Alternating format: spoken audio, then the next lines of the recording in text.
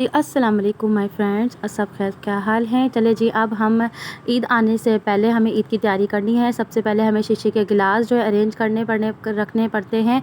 2 से 3 जो है दर्जन सेट आपके पास होने चाहिए। उससे पहले सेवइयाँ और सब मीठे का सामान स्पेशली जब आप अचानक से आपके घर में गेस्ट आ जाएँ तो इन सब चीज़ों के लिए आप किसी को भी भगा नहीं सकते, तो घर में अवेलेबल हो गए तो आसानी से आप मीठा और डिशेज़ बना सकते हैं।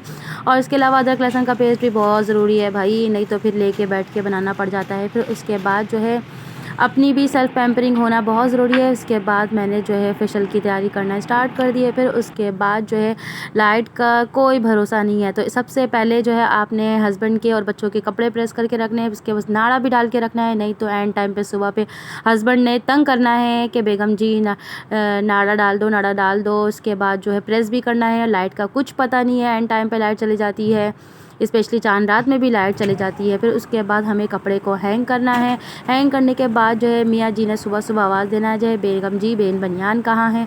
तो आपने बनियान को आपने इस तरह से हैंगर में हैंग करके